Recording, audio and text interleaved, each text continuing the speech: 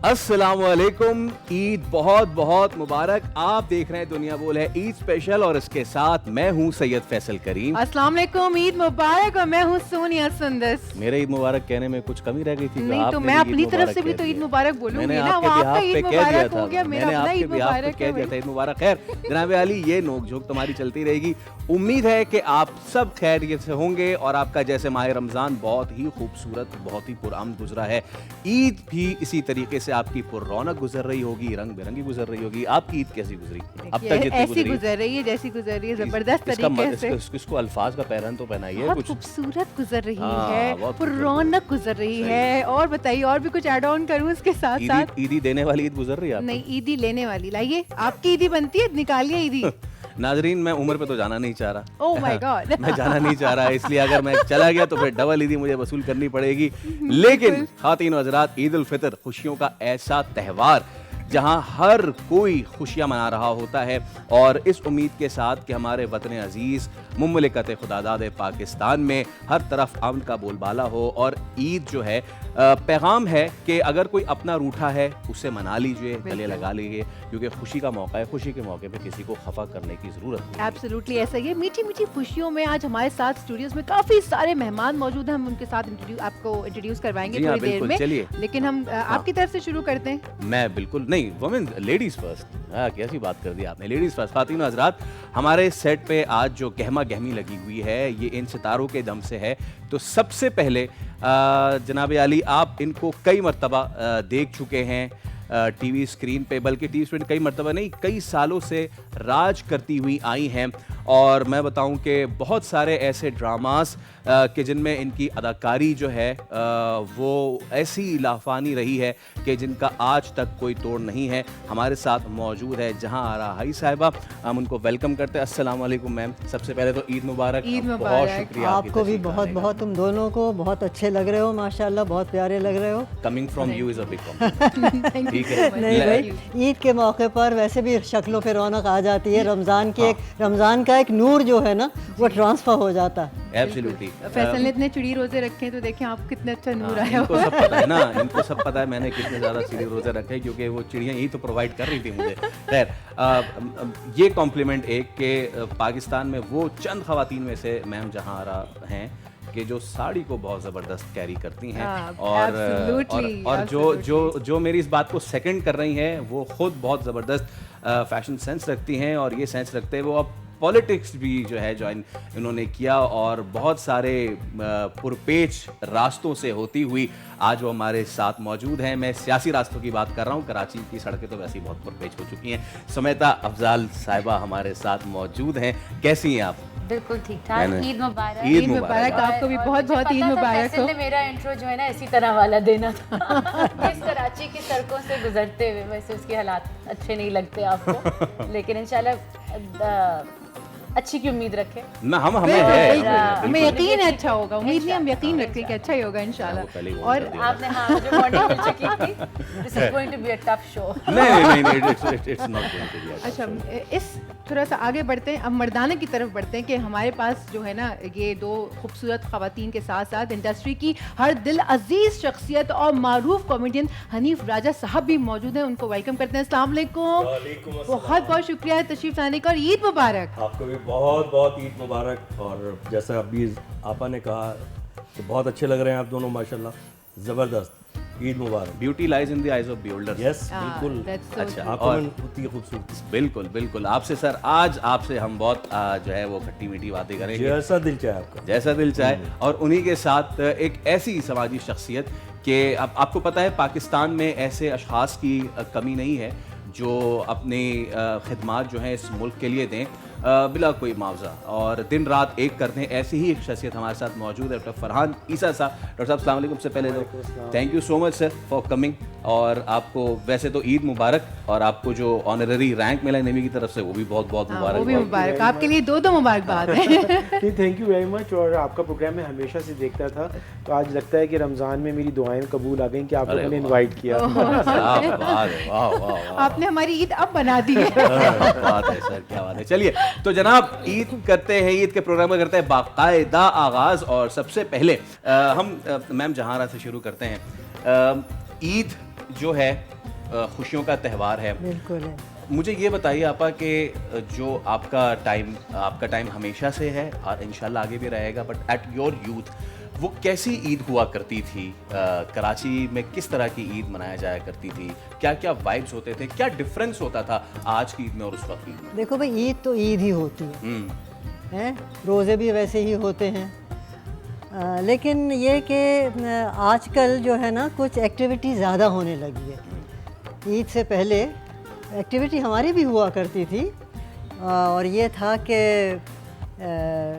यानी कि 10-15 दिन पहले से ईद की तैयारी, तो बल्कि रमज़ान शुरू हुआ तो ईद की तैयारी शुरू हो जाती थी। लेकिन अजीब बात है कि ऐन ईद के दिन या तो दुपट्टा रह जाता था या गरारा रह जाता था, या कोई ना कोई चीज़ ऐसी रह जाती थी। मुझे अब तक याद है कि वो लाइट ब्लू कलर का मेरा गरारा था, और वो जोड़ा जो था वो लाइट ब्लू कलर का था, उसके ऊपर उसकी सीक्वेंस की बेल लगी हुई थी। अब दुपट्टे के ऊपर बेल रह गई। आय हाय, अब चांद रात है, अम्मी नहीं लगी, बेटा क्या करूं, किसको करूं? अब दूसरी बहनें भी थीं, उनका भी काम करना है। मेरे वालिद डॉक्टर थे, रात को वो क्लिनिक से आए कि भाई खुदा के लिए जहारा को ले जाओ कहीं से, इसके लिए वो जो एक वो बेल रह गई है वो इसको ला दो। अब यकीन करो रात भर बैठ के वो टाँकी गई। रात भर वो टाँकी गई, और जनाब आली वो सुबह को पहन के ऐसा लगा कि न जाने हमने कौन सा किला फतह कर लिया। लेकिन आजकल जो है ना उसके अंदर ये है कि भाई फ़ोन घुमाया, फलानी जगह ऑर्डर दे दिया, वो तैयार होकर सब चीज़ तैयार होकर आ गई। तो वो जो एक रेडीमेड मिल जाता है। हाँ, जो जो अपनी अपनाइयत जो थी ना, जो एक और जूते, या अल्लाह, जूते नए जूते जो थे होते उसके लिए जूते घिस जाते थे। हाँ नहीं, और जो नया जूता आता था उसकी जो खुशबू होती थी, हाँ वो एक खास वो होती थी। नहीं, और रात को उठ के देखे जाते थे कि रखे हुए हैं कि नहीं है। वैसे तो मिर्गी में सुंगाए जाते हैं जूते, लेकिन पहले के लोग जूते वैसे ही सूंघते थे रात को, देखते उसकी खुशबू, असल में वो जो मटेरियल नया होता था लेदर जो ना, है ना, हाँ लेदर, और दूसरा जो स्टफ होता है, एक एक्साइटमेंट भी होती अरे! है ना कि जोड़ा लटक रहा है साथ में, बार जूते बार रखे आँख हुए। खुलती थी कि हाँ, सुबह कब खुलती होगी? थी। सुबह कब होगी, यही तो मैं कह रही हूँ। और उठ के देखा जाता था कि भाई सब चीज़ें अपनी जगह हैं, मौजूद के नहीं। सुबह को वो पहना जाता था, और सारा दिन वो जोड़ा पहना जाता था। हाँ, ये नहीं कि उसको उतार दिया ना, सारा दिन वो पहना गया है। और अगर गलती से कहीं उतार के रख भी दिया हो, कोई मेहमान आ गया तो दौड़ के गए फौरन वही कपड़े पहने, और फिर वो आके ये तो हमारा ईद का जोड़ा है। और फिर वो ईद मिलन पार्टी होती थी स्कूल में, हाँ, उसमें भी वही जोड़ा पहन के जाते वही बहुत जरूरी था वो था। हाँ, ये अब नहीं हो रहा स्कूल में। हाँ, वो ईद मिलन पार्टी। अब जो आपने अच्छी बात की है, अब इसमें से कुछ भी नहीं हो रहा। मतलब जो अच्छी चीज़ है ना, जहाँ देखो अच्छी चीज़ें ख़त्म कर दो, तो उसमें से एहसास ख़त्म हो गया, चाशनी जिसे कहते हैं ना, वो ख़त्म हो गई, तो अब मज़ा नहीं आता। पहले जो है 14 अगस्त को यूजुअली स्कूल्स की छुट्टी नहीं होती होती थी, थी, आसपास celebrations उसके होते celebrations थे, होते थे, बिल्कुल। प्रिपेयर करते थे चीज़ें। इसी तरह से हम ईद के लिए जो है चीज़ें प्रिपेयर करते थे और परफॉर्म करते थे, वो भी हल्के हल्के करके इट्स गॉन। ईद कार्ड्स खत्म हो गए। ईद कार्ड, ईद कार्ड भाई ये वाकई तुमने अच्छी बात याद दिलाई कि ईद कार्ड ऐसा था। अच्छा, जिन लोगों को ड्राइंग आती थी, जो मुझे ड्राइंग का बहुत शौक था, तो बाकायदा पेपर लाया जाता था, उसके ऊपर खूबसूरत से वो बनाए जाते थे, हैंडमेड कार्ड्स होते थे। हाँ, खुद बनाते थे हम लोग बैठ के ईद कार्ड अपने, और अपने दोस्तों वगैरह को भेजे जाते थे वो। और वो उसमें एक अफशा होती थी, एक चीज़, अब वो भी चिपका दी वो भी जाती चिपकाई थी। जाती थी। हाँ। अच्छा, एक आदमी होता था जो ईद बाद में मनाता था। वो कौन होता था? दर्जी। हाँ, टेलर की जो ईद होती थी अभी वो भी बाद में, ऐसे ही है, अभी अभी भी भी होता ऐसे है। ही, अभी भी ऐसे ही है। अभी तो वो दरवाजे बंद कर देता है, अब तो वो दरवाजे बंद और कर अक्सर ये देता है। होता है कि वो डिलीवरी उससे देनी होती है, चांद रात होता है, आप उसको फोन करते रहें, फिर वो हुआ है आपके साथ ऐसा? बहुत बार हुआ है। इसीलिए अब लोग जो है ना कुछ रेडीमेड पे Ready to चले wear पे जाते जाते हैं, हैं, रेडी टू वेयर पे exactly, चले जाते हैं, डिजाइनर्स यूज कर नहीं, लेते और हैं। फिर कुछ सिलाइयाँ बड़े इतनी महंगी हो गई हैं, सिलाइयाँ इतनी महंगी जी हैं। मुझे पता कि- चला इस बार, हाँ। इस साल मुझे पता चला। आप तो सिलवाए होंगे तो आपको पता जी, चला मुझे होगा। पता चला और है यू इस नो बार। हमेशा मेन के आउटफिट जो है वो ज्यादा महंगे होते हैं। मैन आउटफिट नहीं, मुझे इस साल पता अच्छा। चला, मेरी शादी अभी हुई है। शादी अभी भगवान। हुई है ना, मुझे अभी माशाल्लाह पता चला है, recently। और मुझे जब अभी बहुत बेगम कुछ ने पता चल रहा है। फरमाइश की होगी ना, मुझे बहुत कुछ पता चल रहा है कि नाजरीन महंगाई जो है वो कितनी हो गई। बेगम ने पहले इनसे नहीं पैसे पता। लिए होंगे और शॉपिंग की होगी। लिए होंगे, हाँ। मेरी मजाल में दूं, वही उन्हीं का अच्छा, है जो उन्हीं है का सब भाईजान, कुछ। अब क्या? उन्हीं के लिए पैसे तो ले कमाते उनसे हैं। लिए होंगे, थोड़े मैं- से मुझे मैं- भी दे यार दो। मुझे थोड़े से दे दे यार, अब प्लीज यार। हाथ पैर जोड़ के इन्होंने हाथ दिया। पैर नहीं, लेकिन अच्छी भाभी ने शॉपिंग अच्छी की है, चमक रहे हैं आप। है ना, ये क्रेडिट मुझे जाता है, मैंने खुद ही लिया है, मैं हूँ, मेरे साथ भी है। अच्छा हनीफ साहब, जी जी। एक अदाकार की जो ईद होती है वो बाकी तमाम तर लोगों से इस तरह भी मुख्तलिफ होती है कि ईद स्पेशल्स कुछ शूट करने हैं। अच्छा, उससे पहले रमज़ान का महीना है, उसमें जैम पैक्ड मामलात होते हैं, बिल्कुल। और उसमें डेट्स का आना और ये सारी चीज़ें। तो एक बतौर एक फ़नकार, एक अदाकार, ईद कैसी गुजरती है आप लोगों की? क्या ऐसा भी होता है जैसे हम लोग ईद वाले दिन आए हुए हैं, क्या आप लोग भी उतने ही फंसे हुए होते हैं, या फिर उससे पहले जितने करनी है जल्दी जल्दी कर लो, निपटा लो? नहीं, देखिए, आपकी मसरूफियत तो अगर ईद वाले दिन है ना, तो हमारी मसरूफियत तो अल्हम्दुलिल्लाह पूरे साल के अलावा रमज़ान में अब इसलिए ज़्यादा हो गई है कि अब ये जो जब से प्राइवेट चैनल्स आए तो रमज़ान ट्रांसमिशंस आ गई, सहरी ट्रांसमिशन, इफ्तार ट्रांसमिशन, तो और चैनल भी बहुत बढ़ गए, तो उनको आर्टिस्ट तो चाहिए पार्टिसिपेट करने के लिए, सेलिब्रिटीज़ को बुलाना है, मुख्तलिफ लोगों को शोबा है ज़िंदगी के, उनको बुलाना है। मसरूफियत इन द सेंस अब बहुत ज़्यादा आर्टिस्ट की बढ़ गई है, पहले भी थी, क्योंकि मैं उस वक्त थिएटर करता था, स्टेज ड्रामे वगैरह भी करता था, तो वो तो मुझे कई साल तो मुझे ईद का पता ही नहीं कि ईद होती किस तरह है, ईद और बकरा ईद, क्योंकि हम कोई 10 दिन 15 दिन रिहर्सल करते थे, उसके बाद हम चांद रात को डबल रिहर्सल करते थे क्योंकि कल शो है, और शौकिया ड्रामा तो होता नहीं था, वो टिकट लेके लोग आते थे, तो उनको तो परफेक्ट चीज़ चाहिए। और फिर उस वक्त ऐसा होता था कि लाहौर से जो भी हिट फिल्म का आर्टिस्ट है वो भी ड्रामे में आता था, एक आध उसको, या जो भी टीवी सीरियल चल रहा है उसको रखा जाता था, तो बहुत प्रेशर होता था, लेकिन पता नहीं होता था कि ईद क्या चीज़ है। हम भी ईद बाद में गुजार रहे होते थे। अब ये हो गया, अब मैंने स्टेज ड्रामा काफ़ी अर्से पहले छोड़ दिया, मैं सिर्फ टीवी पे काम कर रहा हूँ, तो स्टेज ड्रामे की वजह से हम दूसरों की ईद देख के एंजॉय करते थे, जब वो हॉल में ऑडियंस बैठती थी ना, सही बात है, सही बात। और वो हॉल हमारा पैक होता था, और उनके परफ्यूम की खुशबू और रंग बिरंगे अलग अलग किस्म के कपड़े, हम तो गेटअप में होते थे, जो कैरेक्टर है वो किया हुआ है, तो वो उनको देख के बड़ा मज़ा आता था।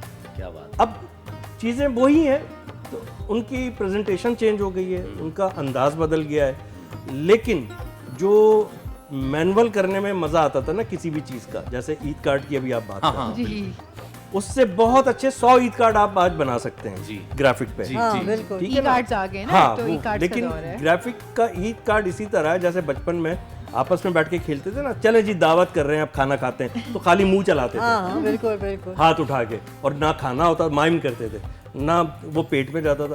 पहले जो चीज़ें जो आपा अभी बता रही हैं ना, कि वो ईद कार्ड, एक ईद कार्ड के लिए आप देखें मोटिवेशन कितनी होती है, कब से काम हो रहा है, रेडीमेड कपड़े बन रहे हैं, सब है, सब मिल जाता है, ऑर्डर पे आ जाता है, ठीक है ना, लेकिन वो जो बार बार दर्जी से जाके पूछना भाई क्या हुआ, क्या हुआ, वो बेचारा भी छुप रहा है, इधर भाग रहा है, उधर भाग रहा है, और बड़े बड़े लतीफे होते थे, शलवार किसी की एक की दूसरे को कहीं दे चली दी, गई, हाँ, का कुर्ता कहीं चला गया, तो ये भी बड़े मजे, इन्हीं चीज़ों की ईद है। अच्छा, एक मज़े की बात ये, हम ईद इतना करते हैं, जो मैंने ऑब्जर्व किया है, ये जो 30 रोज़े हैं, इनकी गहमा गहमी और चांद रात, मेरे ख्याल से ज़्यादा ईद का मज़ा उसमें आता है। हाँ, ये तो चांद है। रात पे ईद के ज्यादा बाद- मजा हाँ, आता है, ईद वाले दिन तो बिल्कुल। अक्सर लोग कहते हैं कि वो फैशन बन गया था अभी कुछ अरसे पहले, मैं तो यार सोकर ईद गुजारता हूँ, तो मैंने कहा भाई आप नया जोड़ा क्यों पहनते क्यों हैं, पहनते आप एक हैं? नया ये- बिस्तर खरीद लो, बिल्कुल, ये ठीक है ना, statement ही आपने समझ सो नहीं के आती। ईद गुजारी है अच्छा ना? लग गया, चलो, हाँ, और नया क्या। बिस्तर खरीदे आप, हाँ, तो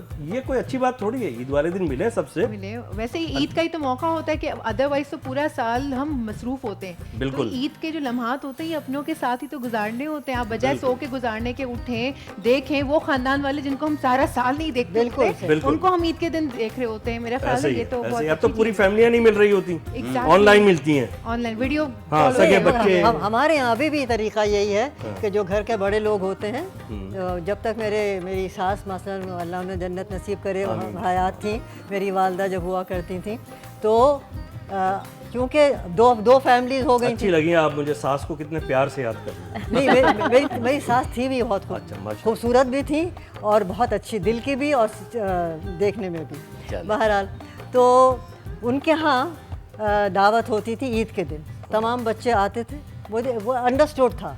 तो हमारी अम्मा ने क्या किया, जब मेरी शादी हुई तो अब क्या करें, वो ईद, तो उन्होंने 27वें रोज़े को हमारे यहाँ एक बड़ा मैं समझा 27 में रोजे को ईद रख ली। नहीं इफ्तारी 27 वो भी चांद निकाल दिया। हाँ क्या हुआ क्या सर के निकल आया होगा। सही है। तो 27वें रोजे को वो सबको बुला लिया करती थी कि भाई जाहिर बात है कि अब ये तो देखना है कि भाई बेटी जो है ना वो नहीं शामिल हो सकेगी ईद के दिन, या वो वहाँ चली जाएगी, तो अपने घर वालों को अम्मी 27 को बुला लिया करती। इसी गैदरिंग का तो मजा आता। हाँ, और ईद के दिन हमारी अपने मेरी ससुराल के अंदर हुआ हमारे भी रिलेटिवली सेम ही होता था कि जब तक मेरे दादा या नानी थे तो पहले दिन अम्मी अब्बू हमें उनके घर लेके जाते और सारा खानदान जो है वो वहाँ जमा होता था। फिर सेकेंड डे अम्मी ने एक नई चीज़ शुरू करी थी, ओपन हाउस।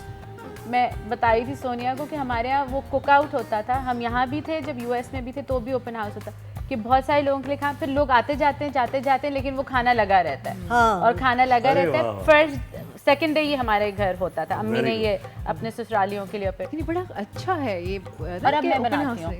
बहुत अच्छा है ये। मुझे मैं सोने को बताया, मुझे छोटी क्वांटिटी नहीं बनानी आती खाने की, जैसे घर में जो खाने बनते आप हैं लंगर की सब्जियां cook दाल। फिर हम कंफर्म समझे फिर। कंफर्म और आप हो मेरे गया हाथ वैसे। के फ्राई कबाब खा के ओ, देखो। बस अब तो मजीद 100% कंफर्म हो गया कि हम कहाँ जाने आपको नहीं वाले हैं। अंदाजा मुझे किस कदर भूख लग रही है और आप ऐसे ऐसे नाम ले रही हैं। मेरा दिल जा रहा है अभी आ जाए। बस कल का जो वो सेकंड डे जो मेन्यू बनता है वो यही होता है, बहुत फ्राई शुक्रिया। कबाब, पुलाव, और पुलाव जो है वो मटन का होता तो है। वो सब हम लोग खा रहे हैं फिर सब लोग। यस, यही तो बता रहा मेन्यू बता रही है वो हमें क्या क्या खिलाने आप वाले आप हैं। कह रहे थे पुन्ना भी होगा, अभी पुन्ना आप भी। कह रहे थे ना बचपने में खेलते थे कि खा नहीं रहे सिर्फ अब यही कर सकते टी हैं। पार्टी माई वो ठीक है ना। वही करो। अच्छा आपकी जनाब, बेचैनी बता रही है ब्रेक पे जाना चाह रहे जी हाँ जी हाँ ब्रेक। ये देखें, ये होता है तजर्बेकार आदमी। जैसे कि हनीफ राजा साहब ने बात की कि किस तरीके से वो दूसरों की ईद को जो है वो मज़ीद दुबाला करते थे। बहुत सारी ऐसी शख्सियात हैं जिनका मैं नाम लूँगा आगे चल के कि जिनके साथ इन्होंने काम किया, वो अब हमारे दरमियान नहीं है। कितना याद आते हैं वो लोग। इसके साथ साथ क्योंकि आज समैता साहब हमारे साथ मौजूद हैं, ये तर्जुमान सिंध हुकूमत तो हैं ही, साथ में जो है ये साइकोलॉजिस्ट भी हैं, if I am not wrong. तो एक ब्रेक पे जा रहे हैं। ब्रेक से आने के बाद इनसे पूछेंगे कि सियासत में आने के बाद इनको ज़रूरत तो नहीं पड़ी किसी और साइकोलॉजिस्ट की, सियासत ने इनके साथ क्या कुछ किया। एक ब्रेक ले रहे हैं, लेकिन आपने कहीं नहीं जा रहा। आप देख रहे हैं दुनिया बोले ईद स्पेशल।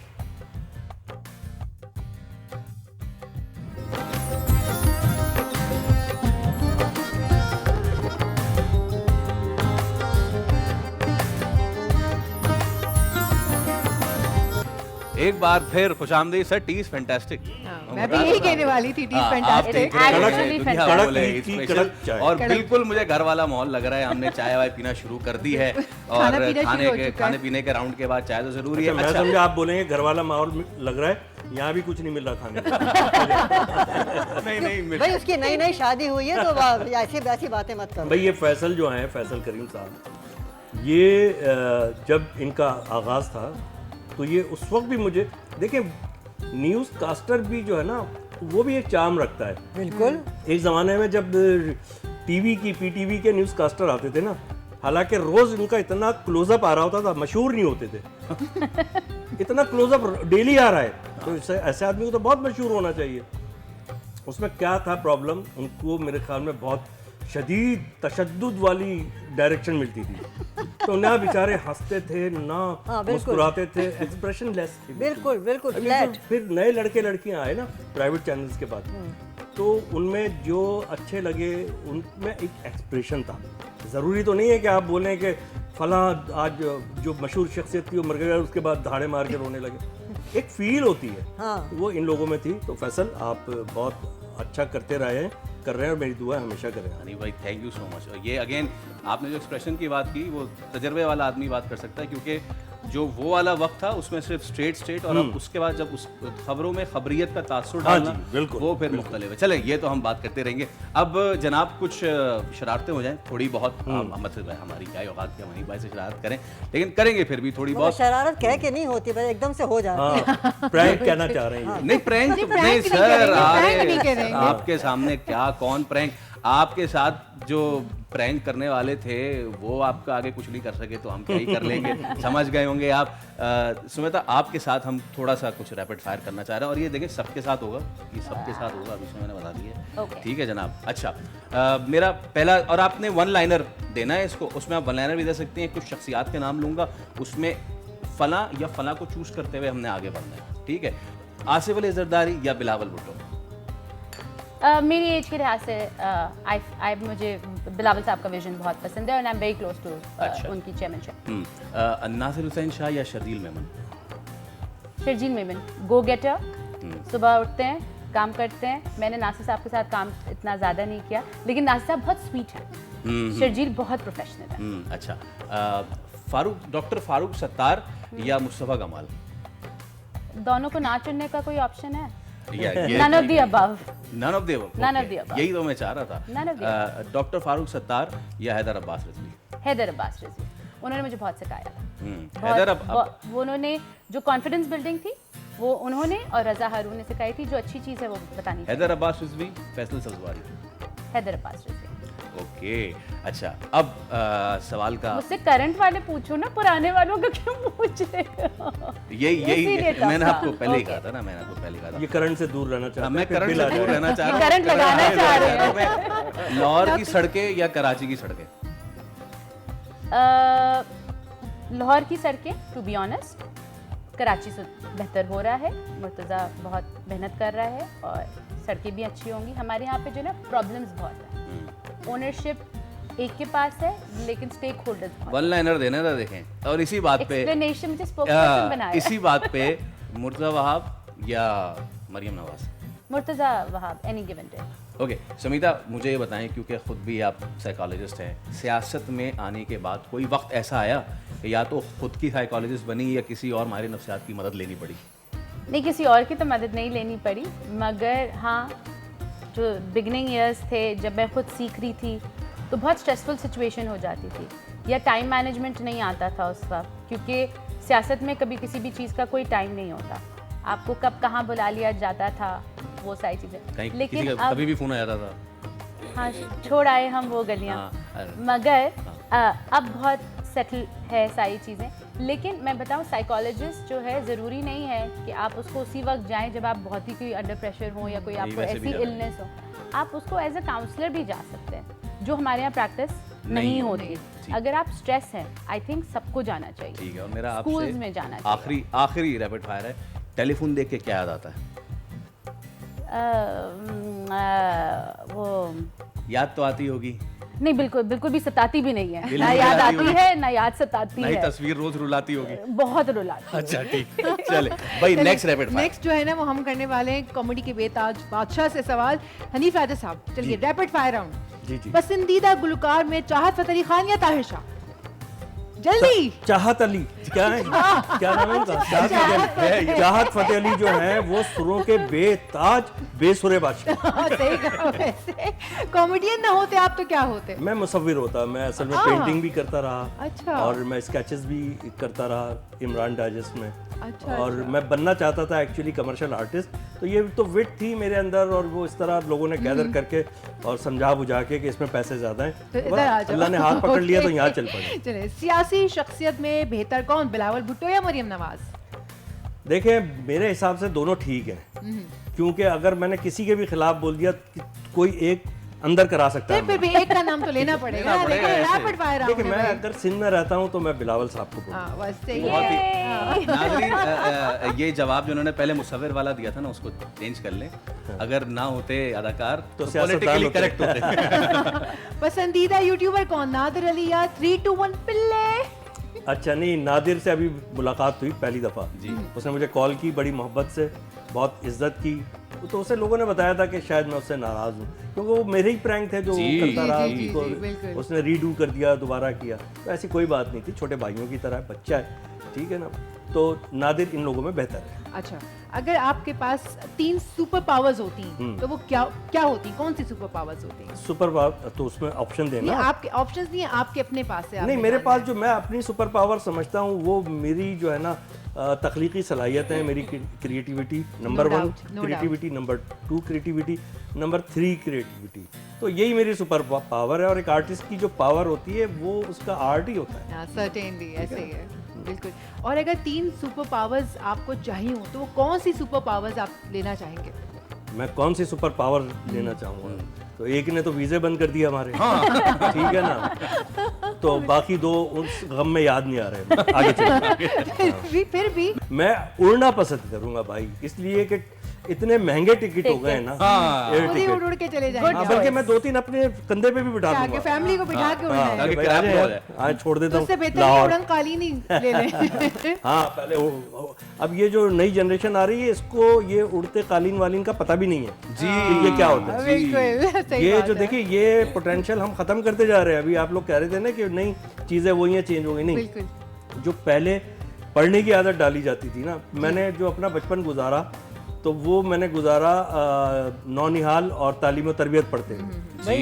वही सालगिरह वगैरह होती थी तो किताबें तोहफे में मिला बताइए। करती हाँ, थी। बिल्कुल जी जी। अब जो है अब तो मैं अब भी देती हूँ बच्चों को वैसे। हाँ, अभी भी बुक मिलती है लेकिन फेसबुक पे मिलती नहीं, मैं खास तौर से देती हूँ।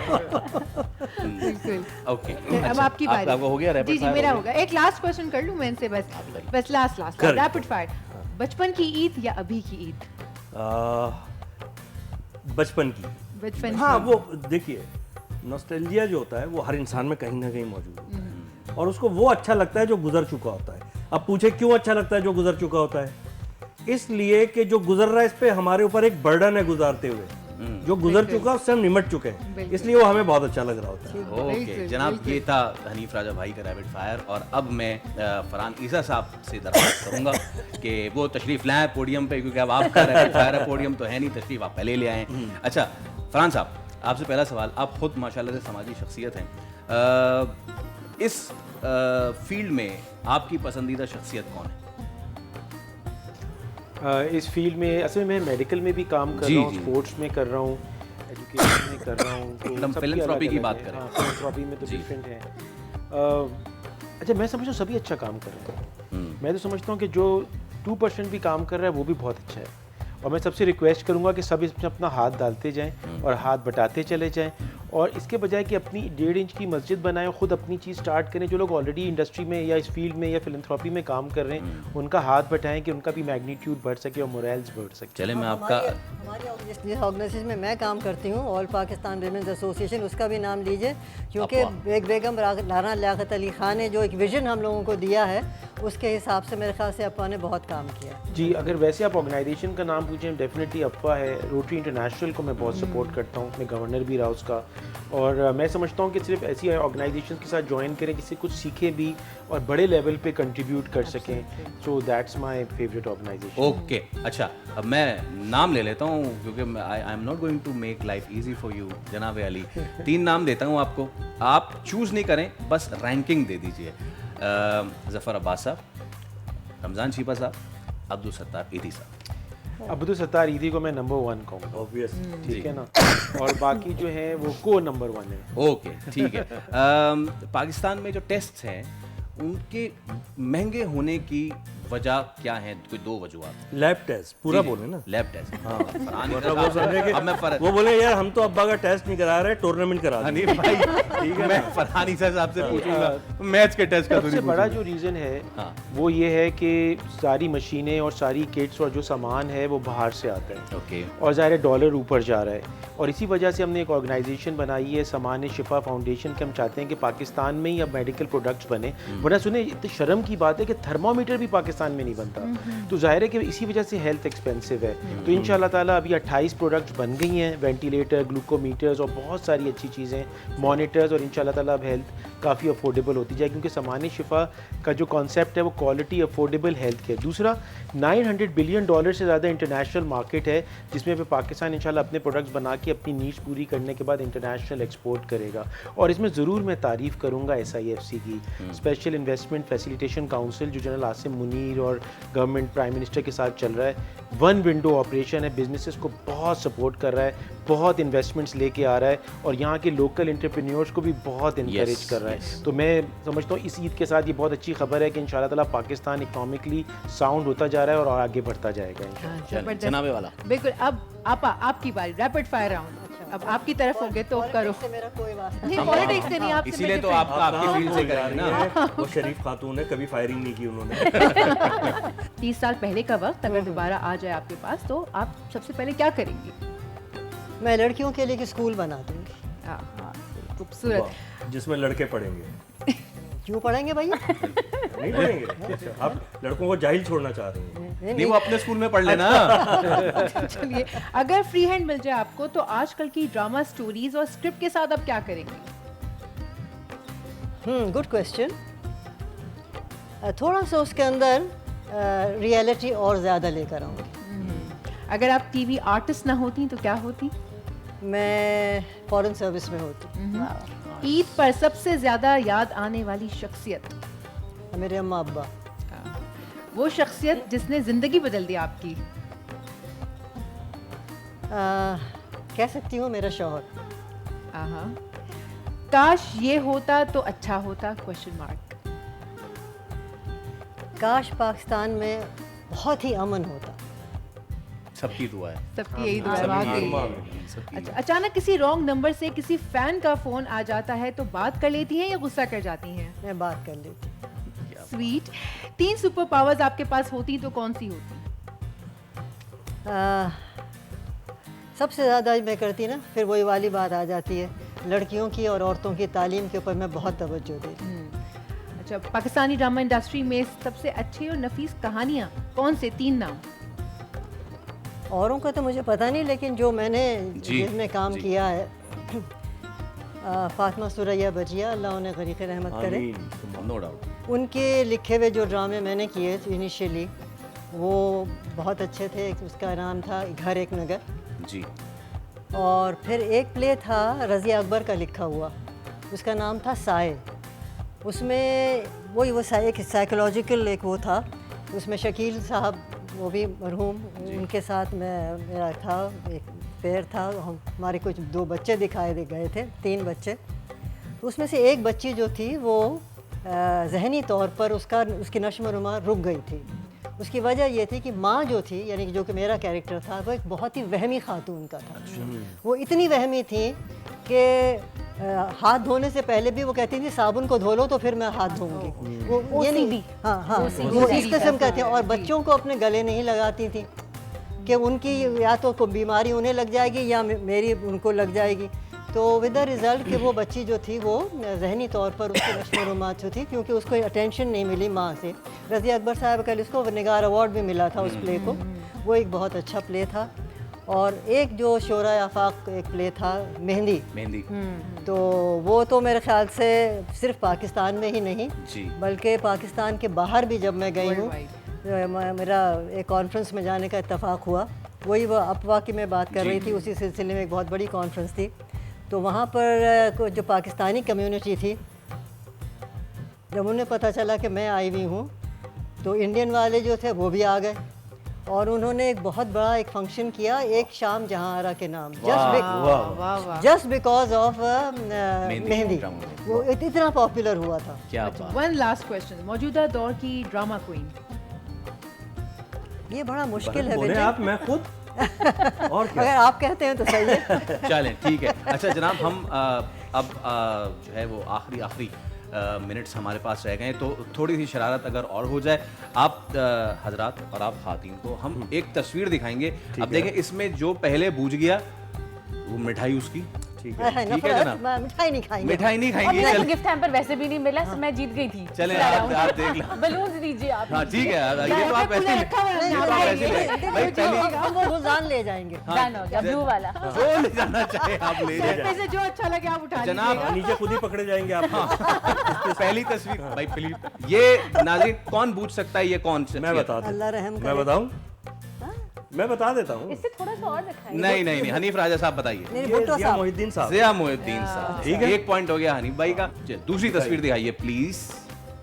1 पॉइंट हनीफ राजा को हो चुका है। जनाब सिलावट में। हाँ, विदाउट एनी डाउट। ये तो सभी पूछ लेते हैं, सुमेधा साहिबा है। अच्छा, एक पॉइंट हो चुका है दो हरीफों का, जिन्होंने ब्लू पहना हुआ है, एक दूसरे का कंपटीशन दे रहे हैं। 1-1 बाकी हो दो चुका है। जनाब, अब ये तस्वीर किसकी है? पूछे ये किसकी है? जी। अच्छा, ये देखें आप एक्ट्रेस। किसी जी और एक्ट्रेस चैनल, हैं, जी बहुत जी एक्ट्रेस है। किसी और चैनल की एक्ट्रेस बड़ी को तो आप मशहूर दिखा एक्ट्रेस हैं ये। नहीं क्यों नहीं दिखा सकते? अरे क्यों नहीं दिखा सकते? नहीं जी, बहुत जी, मशहूर होस्ट एक्ट्रेस भी हैं, हैं ये। होस्ट जी, जी, भी जी। अच्छा, ये हैं, निदा यासिर है। नहीं। आपा आप पहचान पा रही हैं? नहीं बहुत भैया, बहुत मशहूर पुरानी एक्ट्रेस, बहुत खूबसूरत अंदाज बात अच्छा, मैं करती बता है। दूं, अतीका उडो। नहीं No, नहीं no, नहीं, no, सब no, गलत, सब गलत, सब सब गलत। गलत, सब गलत। ये देख लें आप कौन है। ये ओहो, इनके साथ तो मैंने काम भी बहुत किया है भाई। लेकिन आप नहीं पहचान सकी ना। क्योंकि आंखें जो है ना, आंखें दिखानी मुझे नहीं आती। और आखिरी आखिरी तस्वीर तस्वीर भी है, आखिरी आखिरी तस्वीर अब बताएं। ये आपा नहीं, बूझिए। मैं नहीं पहचान पा रहा। नहीं पहचान पा पता रहे? नहीं, मुझे तो लग रहा है नहीं पहचान पा रहे? जैसे आप पहचान अहमद सकती हैं। फराज की शक्ल लग रही है आंखें मेरी। नहीं, अहमद फराज तो नहीं है, लेकिन चले मैं आपको हिंट दे देता हूँ। अपने जमाने के बेहतरीन मज़ाहिया अच्छा, मैं बता दूं, उमर? अब समझ गया, हाँ। लहरी साहब। ये बात ठीक है, जनाब, इसका मुकाबला था ना। हमारी टीम जीत गई है। चले ऐसा कर लें। नाजरीन, हम जीते। नहीं तो। हम जीते थे नाजरीन, पिछला राउंड। और इस तमाम तर मामले में सबसे पॉलिटिकली करेक्ट जो है वो फरहान ईसा साहब हैं, कि जिन्होंने देखा कि कश्ती किस तरफ जा रही है, मैं भी उस तरफ आ जाऊं। वही डर। जनाब है। बैठा हुआ साथ हूँ। हाँ, बेहतरीन, बहुत ज़बरदस्त है जनाब। ईद का ये सिलसिला इसी तरह जारी व सारी रहेगा, लेकिन हमारे मेहमानों को हम करेंगे अलविदा। हनीफ राजा साहब, फरहान ईसा साहब, मैम जहारा और सुमेता अफजाल सैयद साहिबा, आप चारों का बहुत शुक्रिया। बहुत शुक्रिया। Thank you so much. एक ईद मतलब के दिन आप ईद के वक्त दिन आप निकाल लोगों कर ने वक्त हमारे निकाला पास आए। और Thank उसके you साथ so साथ much. आप लोगों ने हमारे लिए ईदी निकाली, उसका भी बहुत बहुत शुक्रिया। कितनी है सेटलमेंट तो हम बाद में करते रहेंगे। फिलहाल थैंक यू सो मच आप लोगों को एक बार फिर बहुत बहुत आपका भी बहुत बहुत आपको भी ईद शुक्रिया। मुबारक, थैंक यू सो आपको ईद मुबारक। ईद हमने मुबारक आप लोगों के लिए and ईदी thanks निकाली, और आपने जो- हमारे लिए गाड़ी तक नहीं निकाली। नहीं नहीं नहीं, अच्छा, हमारे इसमें गाड़ी जहाज नहीं मिल रही है। हमारे जहाज के पहिए निकल रहे हैं, आपको क्यों मिल रही है? बहुत शुक्रिया। वो पहिया ही दे दो। हाँ, डंडे से चलाते हुए ले जाएंगे। बोल न्यूज़ का बहुत बहुत शुक्रिया, आपकी दुनिया बोल है की टीम का बहुत बहुत शुक्रिया, और सबको एक दफ़ा फिर ईद मुबारक। ईद चलो, ये मुबारक। अच्छा हुआ ना, हम जो हाथ बैठ गए, कुछ हंस बोल लिए। बिल्कुल। अच्छा वक्त गुजर गया। It was very nice, thank you very much. बहुत शुक्रिया जनाब आली। अभी हम ले रहे हैं एक ब्रेक, लेकिन ब्रेक के बाद जब हम हाजिर होंगे तो सोनिया सुंदर साहिबा आपको बताएंगी कि ईद के दिन इन्होंने बनाया है क्या। जी, तो किचन लेते में हैं। क्या क्या बन किचन सकता में है क्या-क्या ईद के बन दिन, तो सकता है? वो रेसिपीज आपके साथ शेयर करेंगे। लेते हैं एक छोटा सा ब्रेक के वापस आते हैं और फिर किचन में मुलाकात करते हैं।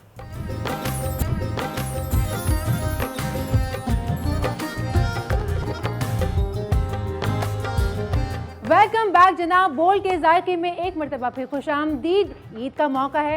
ईद के मौके पर अगर हम कुछ बनाएं और मीठा ना बनाएं तो ऐसा कैसे पॉसिबल है जनाब। तो आज जो है बोल के पकवान में, यानी कि बोल के जायके में मीठा बनने वाला है। और मैं आपको एक चीज़ बड़ी क्लियर कर दूं, एक शेफ़ की रेसिपी जो होती है ना अपनी मीठे की स्पेशली, वो बड़ा छुपा के रखते हैं। मेरी भी एक स्पेशल रेसिपी है शीर की, जो मैंने बरसों से सबसे छुपा के रखी हुई थी, बट मैंने सोचा कि इस ईद के मौके पर मैं डिस्क्लोज़ कर दूं अपनी स्पेशल रेसिपी। तो आज मैं बनाने वाली हूँ स्पेशल शेफ़ की शीर जनाब। तो इसके अंदर जो डलेगा वो यहाँ पे रखा हुआ है, मैं आपको बताती हूँ। रेसिपी कार्ड थोड़ी देर में आपके साथ शेयर हो जाएगा। वर्बली मैं आपको बता देती हूँ। इसमें डलेगा 1 लीटर दूध, साथ में इसमें जाएंगे चंद छुआरे। 1 लीटर दूध में तकरीबन 10 छुआरे रिक्वायर्ड होंगे। 10 छुआरों को हेड और सीड आपने अलहदा करके मैं आपको दिखा देती हूँ। उनको इस फॉर्म में आपको काट लेना है। ज़रा इसका फोकस करके दिखा दीजिए, इस तरह से वो कटे होने चाहिए। ये हैं 10 छुआरे, 10 से 11 छुआरे। इनको आपने धो के वॉश करके इस तरह से रख लेना है। इसमें जाएगा इलायची का पाउडर। ये देखिए दरदरा सा इलायची का पाउडर है, ये इलायची पाउडर है। ये इलायची पाउडर इसमें इस्तेमाल होगा। साथ में इसमें जाएगा कंडेंस मिल्क, ये यहाँ पे रखा हुआ है। अगर मैं इसको हिलाऊंगी तो ये गिरने का ख़तरा है, इसलिए मैं इसको मूव नहीं कर रही हूँ। ये है कंडेंस मिल्क, ये पूरा मीडियम साइज्ड टिन है। साथ में मैंने शुगर रखी हुई है। अगर कि हम चखेंगे, क्योंकि रमज़ान गुजर चुके हैं, तो हम चख सकते हैं। अगर मुझे लगा कि कंडेंस मिल्क के बावजूद चीनी कम है तो हम फिर शुगर का इस्तेमाल करेंगे। साथ में आपने देख ही लिया होगा पहले के सवैयाँ जाएंगी इसके अंदर। शीर में सवैयाँ ना डलें कैसे पॉसिबल है। दूध 1 लीटर मैंने आपको बता दिया है। साथ में इसमें जाएंगे मिक्स नट्स, यानी कि बादाम, पिस्ते, काजू, जो भी चीज़ अगर आप चाहें इसके अंदर डालना क्योंकि मिक्स नट्स का मतलब होता है जो चीज़ आपकी पसंद की आप उसमें डाल सकते हैं। साथ में इसमें जाएगा कस्टर्ड पाउडर, और ठंडा होने पे या आप गर्म ऐसे थोड़ा सा रूम टेम्परेचर आ जाए शीर, तो उसमें हम डालेंगे क्रीम। तो ये सारी चीज़ों के साथ हम बनाना शुरू करते हैं शीर। तो विदाउट वेस्टिंग टाइम मैं चाहूँगी जल्दी से बना दूँ ताकि सबको जो है वो शीर आज यहाँ मिल जाए। ये देखिए मैंने चूल्हा कर दिया है ऑन, और अब इसमें जा रहा है ये दूध। थोड़ी देर में मुझे कस्टर्ड पाउडर और नट्स जो हैं वो रिक्वायर्ड होंगे। टीम तो बस वो पीछे जो है वो कट रहे हैं, हर चीज़ मुझे मिल जाएगी। ये इसमें चला गया सारा दूध। अब ये दूध हमने उबालने का करना है इंतज़ार कि दूध ये उबल जाए, और इतने में जब ये दूध उबलेगा तो दूध में हमने डालने हैं छुआरे। अगर अभी तो मैं आपके सामने पेश कर रही हूँ तो मुझे आपको 20-25 मिनट्स में डिश आउट करके दिखाना है। घर में जब आप लोग खुद से बना रहे होंगे तो इस दूध के अंदर 1 लीटर दूध में तकरीबन 2-2.5 कप पानी आप ऐड कीजिएगा, साथ में ये छुआरे ऐड कीजिएगा और इस दूध को पकने दीजिएगा। उबाल आने के बाद भी 20-30 मिनट्स इस दूध को पकने दीजिएगा। प्लीज़ ये बात आप लोग अच्छे से याद रखें। यहाँ पर टाइम की कमी के बाइस मैं इसमें डाल रही हूँ। इस दूध को पकाना होता है, थोड़ा सा छुआरों का जो फ्लेवर है वो दूध में आना ज़रूरी है, तभी तो ये स्पेशल रेसिपी बनेगी। अच्छा, इसमें जाएगा थोड़ा सा इलायची पाउडर। हम इसमें थोड़ा सा इलायची पाउडर भी ऐड कर देते हैं। ये देखिए, ये तकरीबन आधा चाय का चम्मच मैं इसके अंदर इलायची का पाउडर यूज़ कर रही हूँ। ये मैंने डाल दिया है। अब इसमें हमने सिर्फ वेट करना है कि ये दूध में उबाल आ जाए, और फिर इसमें जाएगा कस्टर्ड पाउडर, इसमें जाएगा कंडेंस मिल्क, इसमें जाएंगे नट्स, और फिर इसमें जाएगी साथ में ये अपना क्या कहते हैं वर्मिसेलीज लाइक सवैयाँ। तो और साथ साथ आपने इसको चलाते रहना है कि जो आपने डाला है छुआरे जो इसके अंदर पड़े हुए ये बैठने नहीं चाहिए, और ये अच्छे से एब्जॉर्ब कर लें दूध। ये देखिए इसके अंदर आपको दिखाई दे रहा है, अगर आप फोकस करें इसमें आपको इलायची का पाउडर नज़र आ रहा होगा, थोड़ा बहुत वो ऊपर भी डला हुआ है। बस इसका आपने सिर्फ वेट करना है कि ये ऊपर आ जाए। अच्छा, साथ में कस्टर्ड पाउडर, और इसमें जाएंगे नट्स, और जाएगी क्रीम। अच्छा, ये पूरा पैकेट है सवैयों का, लेकिन ये दूध जो है ये 1 लीटर है, तो इसलिए हमें इसमें पूरा सवैयों का पैकेट नहीं डालना है। हम थोड़ी सवैयाँ यूज़ करेंगे, ज़्यादा सवैयाँ यूज़ नहीं करनी है। दूध बस उबलने वाला है, इसका हाफ़ पैकेट हम डालेंगे। अगर आपको पूरा पैकेट डालना हो तो आप 2 लीटर दूध लीजिएगा प्लीज़, ज़्यादा नहीं। मैं इस वक्त इसको सभी को तोड़ रही हूँ। ये देखिए, ये आपने ऐसे तोड़ लेनी है, ये छोटी छोटी फॉर्म में। अच्छा, बहुत छोटी नहीं करनी क्योंकि हम सवैयों का ज़र्दा नहीं बना रहे हैं, तो हमने बहुत छोटा नहीं करना है इसको। इस बात का ख्याल रखिएगा कि चूरा नहीं होनी चाहिए। ये देखिए, और ये आराम से आपने इसे तोड़ देनी है। इसमें से हम आधी यूज़ करेंगे, आधी हम बाद में इस्तेमाल कर लेंगे। ईद का मौका है, मेहमान आते रहते हैं जाते रहते हैं, आप फ्रेश कभी बना सकते हैं। सवैयों का ज़र्दा भी बना सकते हैं आप, वो भी बड़ा झटपट बन जाता है। अच्छा, ये थोड़ी सी इधर उधर हो जाती है, कोई बात नहीं, इस तरह से हो जाता है। अच्छा जी, ये देखिए दूध में आ गया है उबाल, और अब इस दूध के अंदर मैं डाल रही हूँ ये सवैयाँ। मैंने दूध का चूल्हा कर दिया है थोड़ा कम, अब मैं सवैयाँ डाल रही हूँ। ये इसमें जा रही हैं सवैयाँ, मैं और थोड़ी सी छोटी कर रही हूँ क्योंकि मेरे हाथ में से बड़ी सवैयाँ आ रही हैं। ये देखिए, ये जा रही हैं सवैयाँ इस दूध में, और ये सवैयाँ बड़ी जल्दी बन जाती हैं। दूध सिर्फ आपको पकाना होगा आधा घंटा तकरीबन, ताकि जो छुआरों का जो एक अरोमा होता है और जो खुशबू होती है वो दूध में आ जाए बस। ये देखिए, मैं आराम से हाथ से इन्हें तोड़ती जा रही हूँ और मैं इसमें डालती जा रही हूँ। ये देखिए आप, ये जा चुकी हैं जनाब इसमें सवैयाँ, और दूध में उबाल भी आने को है, तो हम दूध का चूल्हा कर रहे हैं कम, और चम्मच हम साथ में चलाते जाएंगे। गुठलियाँ नहीं बनने चाहिए, इस बात का ख्याल रखना है।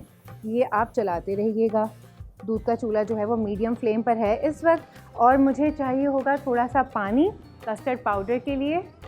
जनाब, ये पानी आ जाएगा, और मैं कस्टर्ड पाउडर जो है ना, कस्टर्ड पाउडर जो मेरे पास इस वक्त मौजूद है, ये तकरीबन 5 से 6 टेबल स्पून लग रहे हैं मुझे कस्टर्ड पाउडर के। इतना हम यूज़ नहीं करना है, हमने थोड़ा सा यूज़ करना है, तो मैं अलहदा से कर लेती हूँ।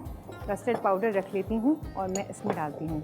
ये देखिए, मैं टीस्पून यूज़ कर रही हूँ क्योंकि हमें बहुत गाढ़ा नहीं करना है शीर को, ये बात याद रखिएगा। ये मैं डाल रही हूँ उसमें 1, 2 and 3। अभी मैं 3 टीस्पून डालती हूँ, अगर मुझे मज़ीद रिक्वायर्ड हुआ, जब तक कि हम चलाते जाएंगे शीर को। ईद का मौका है, शीर बना रहे हैं, दिल से बनाइए, क्योंकि मुझे लगता है खाना दिल से बनता है। शौक़ होना चाहिए, लगन होनी चाहिए, एहतमाम होना चाहिए, दिल चाहना चाहिए बनाने का, तो वैसे ही लज्जत और जायका जो है आपके खाने में उतर आता है। और वैसे भी कहा जाता है कि लोगों के दिलों तक पहुंचने का जो ज़रिया है वो पेट से होता हुआ जाता है, यानी कि आप जो अच्छा अच्छा खिलाते हैं उन्हें तो वो खुश रहते हैं। ये देखिए, अब देखें मैंने इसमें छुआरे डाले और ये कलर चेंज होना शुरू हो गया है। ये देखिए, इसका मतलब ये अच्छा सा पकना शुरू हो गया है, छुआरों का जो अपना जायका है वो आना शुरू हो गया है फॉर श्योर। अब हम इसमें डालेंगे कस्टर्ड। जब तक हम ये देख लेते हैं कि इसकी, ये देखिए सवैयाँ जो हैं वो थोड़ी पकनी बाकी हैं। सवैयाँ थोड़ी सी पकेंगी, ढक के मत पकाइएगा इसको क्योंकि दूध में जल्दी से उबाल आ जाता है, तो ढकना नहीं है प्लीज़ इसको। अच्छा, जब तक ये सवैयाँ होंगी जब तक हम कस्टर्ड पाउडर को घोल लेते हैं। ज़्यादा पानी में घोलेंगे, बहुत कम पानी में नहीं घोलना है। और दूध में जो उबाल है ना ये बड़ा जल्दी से ऊपर आ जाता है, तो इसके ऊपर बड़ा ध्यान रखना है आपको। अपनी सवैयों के ऊपर भी ध्यान रखना है कि ज़्यादा ना पक जाए कि वो बैठ जाए, और गाढ़ी भी नहीं होनी चाहिए। अगर आपको लगे कि बहुत गाढ़ी हो रही है तो आप थोड़ा सा पानी ऐड कर सकते हैं उसमें कोई, क्योंकि हमने जो दूध लिया ना ये फुल क्रीम मिल्क है, तो आप भी जब लें तो फुल क्रीम मिल्क लीजिएगा। ये देखिए, ये कस्टर्ड पाउडर मैंने डाल के तैयार कर दिया है। और अब मुझे लग रहा है कि मुझे थोड़ा सा और कस्टर्ड पाउडर को यूज़ करना चाहिए, तो मैं थोड़ा सा और ले रही हूँ। ये देखिए, वो मैंने अभी आपसे कहा कि इट्स अप टू यू, आपको जिस तरह से लगे कंसिस्टेंसी वो आपके ऊपर डिपेंड करता है कि आप उसे किस तरह से करना चाह रहे हैं। ये देखिए, और ये भी देखिए, इसको भी देखें, ये भी होना शुरू हो गया है। आई होप कि ये भी पकने लगे और ये भी थोड़ी देर में बस पक ही जानी है। ये देखिए, अब जब तक हम अपना कस्टर्ड पाउडर मिक्स कर लेते हैं, ये ज़्यादा थिक लगे थिन लगे, पानी आपके हाथ में है, आप उसको कर सकते हैं जितना चाहें। और आखिर में डलेगी चीनी और आखिर में ही जाएगा कंडेंस मिल्क और आखिर में ही जाएगी बाकी की चीज़ें। अभी ये मेन चीज़ बस ये है कि छुआरे का दूध अच्छा पका होना चाहिए और जो आपकी सवैयाँ हैं वो पकी होनी चाहिए। छुआरों का दूध अगर आप 30 मिनट पका लेना तो बस सारा जो अरोमा है वो उसी में आएगा। अब ये देखिए, ये जनाब हमारी जो सवैयाँ हैं ये भी ऑलमोस्ट पक गई हैं। सवैयाँ तो सेकंड में डन हो जाती हैं, सवैयों को ज़्यादा टाइम ना चाहिए नहीं होता। बस ये देखें, ये सवैयाँ मैं डाल रही हूँ उसमें थोड़ा सा पानी दूध में, क्योंकि ये बहुत ज़्यादा गाढ़ा हो जाएगा अगर मैंने इसके अंदर डाला सीधा कस्टर्ड पाउडर। तो आपने मेक श्योर करना है कि जब आप इसमें कस्टर्ड पाउडर डालने लगें तो उसमें थोड़ा सा पानी डालना है, ये इस रेसिपी का पार्ट है। ये फुल क्रीम मिल्क आपने पका लिया, अब आपने इसमें पानी डाल दिया, तकरीबन 1 ग्लास के करीब पानी मैंने इसके अंदर ऐड कर लिया है। अब मैं सिर्फ एक इसके उबाल आने का वेट करूँगी और साथ में अब जाएगा इसके अंदर कस्टर्ड पाउडर। ये देखिए, ये स्पेशल शेफ़ की रेसिपी है, आपको ये इस तरह से कहीं नहीं मिलेगी। तो ट्रस्ट मी, अगर आप इसे घर में एक बार बनाएंगे तो हर ईद पर आप यही रेसिपी ट्राई करेंगे। बस आपने, और इंग्रेडिएंट्स इसके ऐसे को ख़ास नहीं है, लाइक कंडेंस मिल्क है ज़्यादा से ज़्यादा और इसमें कस्टर्ड पाउडर है, लेकिन जो पकाने का तरीका है, जो स्टेप्स हैं वो बस इसमें मैटर करते हैं। एंड स्पेशली जो दूध है, जब आप छुआरों के साथ वो दूध पकाएंगे ना, असल एरोमा उसका आएगा। ये देखिए, अब ये पकना शुरू हो गया है। जैसे ही इसमें उबाल आना है और मैं इसके अंदर कस्टर्ड का जो ये हमने घोल के रख लिया है पाउडर, वो हम इसमें ऐड करेंगे। चीनी डालने की ज़रूरत नहीं होनी चाहिए वैसे तो, लेकिन अगर आपके यहाँ तेज़ मीठा खाने वाले लोग मौजूद हैं हाँ, फिर आप उसके अंदर चीनी ऐड कर सकते हैं। ईद का मौका इतना खूबसूरत मौका होता है। मैं ख़ुद बताते खुद ना, घर में मैं जब बनाती हूँ तो मैं घर में जब हम दूसरों के यहाँ जा रहे होते हैं उन्हें विश करने के लिए ईद पर, तो मेरी कोशिश यही होती है कि घर से मैं बना कर लेके जाऊँ। मैं बाज़ार से मिठाई या केक्स नहीं ख़रीदती, मैं घर में जो मीठा बनाया हुआ होता है मैं वो लेके जाना पसंद करती हूँ। मुझे ये रीति रिवाज, ये ट्रेडिशंस बहुत अच्छे लगते हैं। अच्छा, ये देखिए जनाब, आप भी बना के इसको ले जा सकते हैं। ये देखें, अब मैं इस शीर में ये कस्टर्ड ऐड कर रही हूँ। ये देखिए आप, ये थोड़ा ऐड करके अभी हम रुकेंगे, अभी हम देखेंगे कि इसकी कंसिस्टेंसी कितनी है, ठीक है। उसके बाद मज़ीद डलेगा। अभी ज़्यादा कस्टर्ड पाउडर जो मैंने पूरा बनाया था मैंने नहीं डाला है। अब इसके बाद मैं डालूँगी कंडेंस मिल्क। ये देखिए, ये इसमें गया कंडेंस मिल्क, ये जनाब सारा जो एक टिन था वो कंडेंस मिल्क का मैंने इसके अंदर कर दिया है शामिल। अब मैं पहले इसको चला के चम्मच को देखूंगी, मैं चीनी नहीं डाल रही हूँ। मैंने आपको उस वक्त भी कहा कि चीनी एक ऑप्शन है कि अगर आप तेज़ मीठा खाते हैं तो आप चीनी ऐड करें, वरना ज़रूरत नहीं पड़नी चाहिए। ये देखिए, अच्छा ये देखें, बस अभी जो है इसके अंदर थोड़ा सा और हम डालेंगे कस्टर्ड पाउडर, थोड़ा सा और, ये ताकि हल्की सी कंसिस्टेंसी और अच्छी हो जाए इसकी। ये देखिए, जो मुझे चाहिए थी शीर की वो इसमें आना शुरू हो गई है। चाहें तो हल्का सा जर्दे का रंग भी ऐड कर सकते हैं, आपके ऊपर है ये।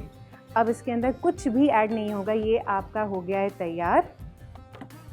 ये देखिए, बस अब हम इसको डिश आउट करेंगे। ये मैं अपनी चीज़ें ज़रा साफ़ कर दूँ। ईद के कपड़े पहन के किचन में काम करना बहुत ही मुश्किल होता है, ट्रस्ट मी, और अगर आपने हैवी कुछ पहना हुआ है तो और मुश्किल है। ये देखिए भाई, अब मैं चीज़ें अपनी कर रही हूँ साइड में ताकि मैं उनको कर दूँ डिश आउट। क्रीम जाएगी आखिर में और पिस्ते बादाम। तो मैं अपनी डिश जो है वो ले आती हूँ।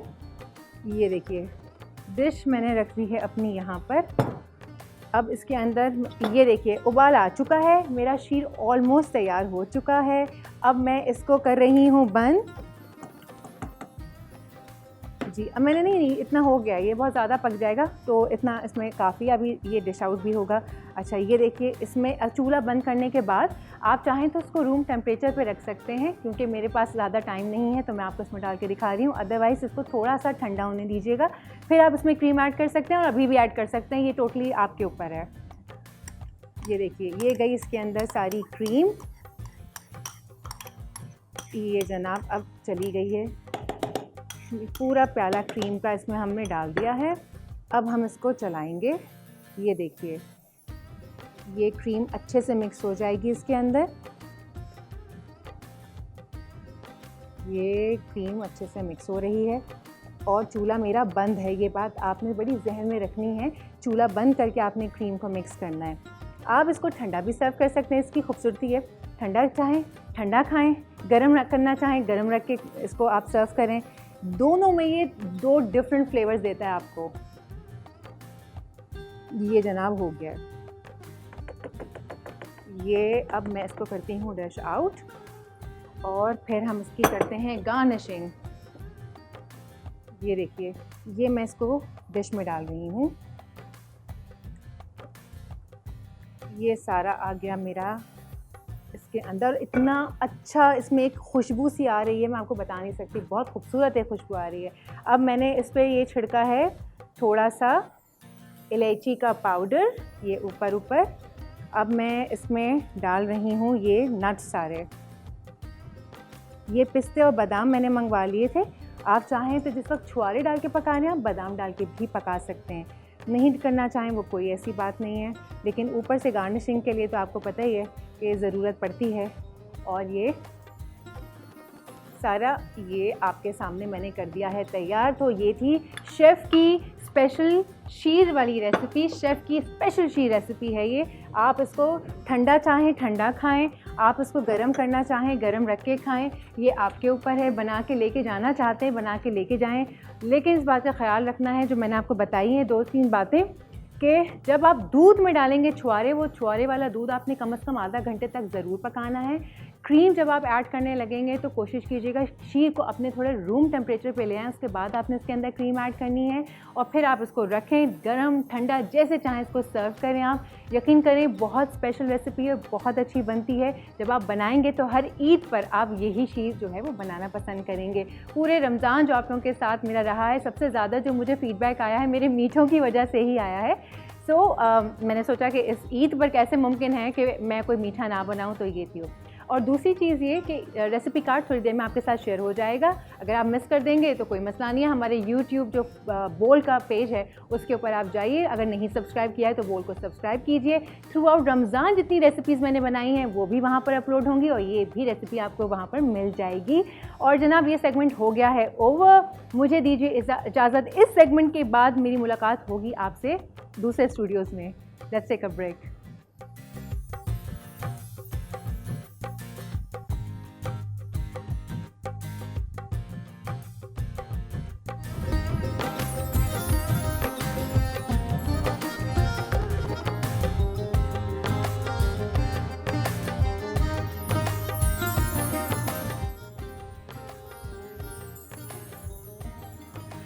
खातून हज़रात, एक बार फिर आपको कहेंगे खुश आमदीद और आप सबको एक बार फिर हमारे प्लेटफॉर्म की जानिब से बहुत बहुत ईद मुबारक।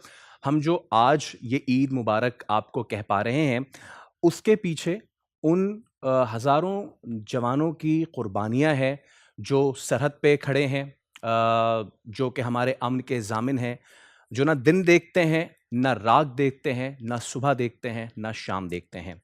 ये वो जवान हैं, ये वो अफ़सरान हैं, ये वो तमाम तर सिपाही हैं जो ईद, बकरीद कोई छुट्टी नहीं करते, अपनी छुट्टियों को हमारी खुशियों के लिए कुर्बान करते हैं। और यकीन कीजिए कि जो इनकी कुर्बानियाँ हैं, उतनी ही कुर्बानियाँ इनके अहले खाना की भी हैं।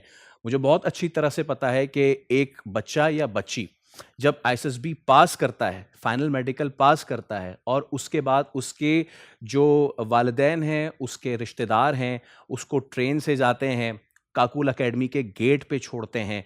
वो गेट के जिस पे लिखा है नस्रुम मिनल्लाह व फ़त्हुन क़रीब, और उसके बाद वो बच्चा जाता है, अफ़सर बन के आता है। यकीन कीजिए जिस वक़्त वो अफ़सर 2 साल की ट्रेनिंग, विगरस ट्रेनिंग के बाद जब वो अफ़सर बन के वापस लौटता है, तो उसके वालिदैन के, उसके भाई-बहनों के, उसके अहले ख़ाना की खुशी का कोई ठिकाना नहीं होता।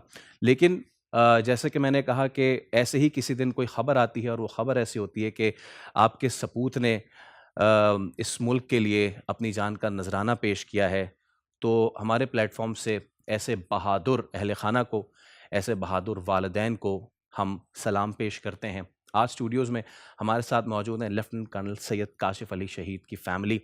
उनकी यादें हम ताज़ा करेंगे और लेफ्टिनेंट कर्नल काशिफ अली शहीद जो थे वो इंतहाई निडर अफसर, जिन्होंने वतन अजीज़ की खातिर शहादत को गले लगा लिया। पाक फौज में एयर डिफेंस यूनिट से ताल्लुक़ रखने वाले लेफ्टिनेंट कर्नल काशिफ अली ने गुज़िश्ता साल 17 मार्च 2024 को शुमाली वज़ीरिस्तान के इलाके मीर अली में दहशतगर्दों के खिलाफ दिफाए वतन से बहादुरी से लड़ते हुए जामे शहादत नोश किया। काशिफ का ताल्लुक कराची से है और आज काशिफ अली की वो बहादुर फैमिली हमारे साथ मौजूद है। हम इन सबको वेलकम करते हैं। वालिद रोशन ज़मीर अली साहब हमारे साथ मौजूद हैं, उनकी वालिदा वक़ारुन्निसा साहबा हमारे साथ मौजूद हैं। काशिफ के भाई सैयद ताबिश अली और ताबिश अली की जो मिसेज़ हैं, मिसेज़ शबाना जमीन हमारे साथ मौजूद हैं। आप सबको अस्सलाम वालेकुम। सबसे पहले तो बहुत शुक्रिया तशरीफ़ आवरी का। आगाज़ मैं वालिदा से करना चाहूँगा, अगर आप मुझे इजाज़त दें तो। काशिफ कैसे साहबज़ादे थे, कैसे बेटे थे? और जैसे कि हम बचपन से कहते हैं ना कि या तो मैं डॉक्टर इंजीनियर बनूंगा या फ़ौज में जाऊंगा, काशिफ का क्या ख्वाब था? काशिफ हमेशा से फ़ौज में जाना चाहते थे? जी, बचपन से उसका ख्वाब था कि मैं फ़ौज में जाना चाहूँगा। उसको शहादत का बहुत शौक़ था और वो उसने मिली उसको शहादत। माशाल्लाह बहुत बहादुर था मेरा बेटा। उसने बहुत बहादुरी से उसने कैडेट कॉलेज सांगड़ से तालीम की, वहाँ से पास किया। उसके बाद काकुल की ट्रेनिंग हुई, वहाँ से माशाल्लाह पास किया। उसके बाद वो उसकी पोस्टिंग होती रही। जी हाँ। हाँ, बिल्कुल। तो फिर वो मीर अली में शहादत हुई उनकी। मीर अली उन चंद महाज़ों में से एक है ख़ातिन हज़रात, जहाँ हम सिर्फ ख़बरों में आपको बताते हैं कि ये कितना मुश्किल है, लेकिन जो वहाँ पे पोस्टेड होता है, मीर अली, वाना, वज़ीरिस्तान, इस तरह के तमाम तरह जो बैटल फ्रंट्स थे, वो नहायत मुश्किल टेरेन के थे। वालिद से मैं गुफ्तगू करना चाहूँगा। सर, बहुत शुक्रिया एक तो तशरीफ़ आवरी का। जैसे कि मैंने वालिदा से वो गुजारिश की, आपसे भी मैं चाहूँगा। अच्छा, हमारे यहाँ जो बेटे और माँ की केमिस्ट्री ज़्यादा अच्छी होती है, वालिद और बेटी की केमिस्ट्री ज़्यादा अच्छी होती है। आपके और सर काशिफ के मामलात में भी ऐसा था या फिर वो आपके लाडले थे? जी, बिल्कुल मेरे लाडले थे, बिल्कुल थे। और ये उसकी भी ख्वाहिश, हम दोनों की समझे ख्वाहिश थी। तो समझे मेरा बेटा जो है काशिफ जो है 14 साल की उम्र से समझे मुझसे दूर हो गया था। जी हाँ। क्योंकि मैंने 95 में कैडेट कॉलेज सांगड़ में उसका एडमिशन हो गया था। तो ज़ाहिर इंटर वहाँ उसने किया। उसके बाद कुछ थोड़ा सा अर्ज़ मेरा ख्याल है 2-3 महीने आने के बाद सरसद यूनिवर्सिटी जो है यहाँ वो ज़ेर तालीम रहा। मेरी बात उसके बाद ये कि मैं काकुल इसका इश्तहार आया था, तो यहाँ उसने अप्लाई किया, कुदरत ने उसको यहाँ कर लिया। ये है 2002 उसमें में काकुल के अंदर इसकी एंट्री हुई है। और वो तो मराहल आपको पता ही है, जी हाँ। पीछे काकुल के जो हैं। उसके बाद फिर 2004 में पास आउट हुए वो। पास आउट होने के बाद फिर वो सबसे पहले पोस्टिंग उनकी पन्नू आकिल में हुई है, अच्छा। सेकंड लेफ्टिनेंट की हैसियत से। जी सारे में बहुत खुशी थी, लेकिन ईमानदारी की बात हमने ये सोचा नहीं था। हमारा उस वक़्त जो सामने जो चीज़ थी, जो ज़हन में थी कि हमारा दुश्मन जो है इंडिया है, भारत है। और यही उसके ज़हन में भी, काशिफ़ के ज़हन में भी यही था कि वो मुल्क के दिफ़ा के ऊपर बहुत बात किया करता था। कहता मुल्क है तो हम हैं, ये उसके पहले से ख़यालात थे। मैं आपको बिल्कुल इसमें कोई दो झूठ नहीं बोल रहा हूँ।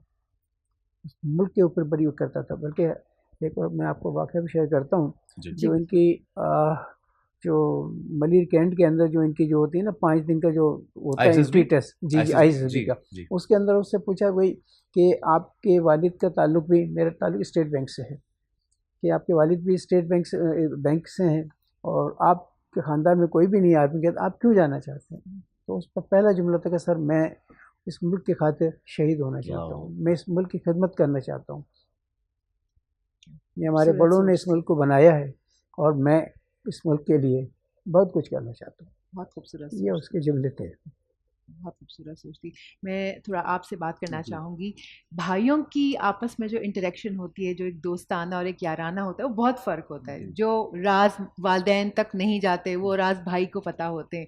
जो बातें वालदैन से छुपानी है, वो भाई को ज़रूर पता होती हैं। तो एज़ अ ब्रदर, जो काशिफ़ एज़ अ भाई कैसे थे आपके साथ, कैसी दोस्ती थी? और कोई एक ऐसा वाक़या जो होता है ना, बचपन की एक याद होती है कि जब आप बैठे हों तो सबसे पहले वो याद आती हो कि बचपन में ऐसा हुआ था, वो ज़रा आप शेयर कीजिएगा ज़रूर। वैसे वाक़ियत तो खैर बहुत ज़्यादा है जी। हमारे, तो वहाँ पे रहकर भी, जो हमसे इतना दूर रहकर भी, वो यानी कि बस यहीं के घर में कौन क्या कर रहा है, कौन क्या नहीं कर रहा है, हर किसी की यानी कि फ़िक्र होती थी। यानी घर किसी फ़ोन पे क्या कर रहे हो, क्या नहीं कर रहे, क्यों कर रहे हो ऐसा। वो शुरू से ही यानी कि इस किस्म के चाहते थे कि ज़िंदगी में इंसान अपना स्टेबल हो जाए, एक ज़िम्मेदार इंसान बने। दोस्तों की तरह के थे, यानी कि जैसे जब ईद पे आते थे तो बस आज कहीं चलते हैं, कल कहीं चलते हैं, यानी कि कोई ना कोई प्रोग्राम फिक्स करना, घूमने फिरने का उनको बहुत ज़्यादा शौक़ था। तो हम लोग कहीं ना कहीं आते जाते रहते थे। तो इस बार भी था, लेकिन शायद अल्लाह को कुछ मंजूर था, अल्लाह ने उनके लिए कुछ। कोई बचपन का कोई ऐसा वाक़या जो आपको याद आता हो बार बार, कोई ऐसी शरारत? शरारती तो खैर वो बहुत थे, मैं थोड़ा सा नहीं था। अच्छा। स्कूल के जैसे उनके किस्से होते थे, यानी कि शिकायतें आती रहती थी। अच्छा। लेकिन फिर जब आर्मी में जब वो ज्वाइन हुए तो थोड़ा काफ़ी सीरियस हो गए, फिर सीरियस हो डिसिप्लिन गए, उसके बाद से फिर सब कुछ। अच्छा, आंटी मुझे ये बताइए कि सर काशिफ की फिर शादी भी हुई। सर काशिफ सबसे बड़े आपके साहबजादे थे? बड़ा बेटा था मेरा। अच्छा, सबसे बड़े साहबजादे के सबसे ज़्यादा अरमान होते हैं वालिदैन को, और ख़ास तौर पे ऐसा बच्चा जो अफसर बन जाए, तो वो ख़ानदान में भी एक होता है कि भाई देखें मैं अपने अफसर बेटे की शादी करने जा रही हूँ। उनकी शादी हुई, उनकी फैमिली के बारे में अगर आप हमें कुछ बताइए, उनके कितने बच्चे हैं? काशी की शादी इस्लामाबाद में उनकी अपनी पसंद से हुई। काशी के 2 बेटे हैं। 2 बेटे हैं। जी। अच्छा। एक है 14 साल के, उनका नाम है अफराज, और एक है 6 साल के, अजलान अली। क्या बनना चाहते हैं दोनों? वो कहते हैं जैसे बाबा थे वही बड़ा बेटा, जो छोटा तो वो ज़ाहिर है बहुत छोटा है, छोटा तो अभी लेकिन हाँ छोटा ही बहुत है। छोटा है, लेकिन वो बड़ा वाला अफराज ही बोलते हैं कि जैसे बाबा थे ऐसे मैं बनना चाहता हूँ। बाबा की ख्वाहिश थी बड़े हो क्या तुम भी आर्मी में आना, तो मैं दादू वो बनना चाहता हूँ। बिल्कुल। सर काशिफ की भाभी भी हमारे साथ मौजूद हैं। मैडम, ईद पे क्या रूटीन हुआ करता था? वैसे तो मुझे नहीं पता कि उनकी कितनी ईदें आप लोगों के साथ हुई हैं आफ्टर जॉइनिंग फोर्सेस, और कितनी ईदें नहीं हुई, वो आप लोगों को बेहतर मालूम है। कैसा घर का माहौल रखते थे सर काशिफ? किस तरीके के वो होते हैं ना जो एक तो देवर है जो आपसे छोटा है, लेकिन उससे बड़े जो जेठ हैं वो एक बड़े भाई का किरदार ही अदा कर रहे होते हैं, तो आपने उनको इस रोल में कैसा पाया? माशाल्लाह जितना भी टाइम गुजरा भाई के साथ बहुत अच्छा गुजरा, लेकिन हमारा टाइम पीरियड बहुत कम गुजरा भाई के साथ। आते थे तो लगता ही नहीं था, टाइम इतनी जल्दी गुजर जाता था, हमें पता ही नहीं चलता था कि उनके 4-5 दिन, एक हफ्ता कैसे चला गया। माशाल्लाह बहुत अच्छा पूरी फैमिली को लेके चलना, कभी वक्त का एहसास नहीं हुआ कि इतनी जल्दी वक्त हमारे हाथ से नहीं चला जाए। आंटी मैं आपसे पूछना चाहूँगी, कोई बचपन का कोई उनका वाकया, कोई ऐसी शरारत आप हमारे साथ शेयर करें?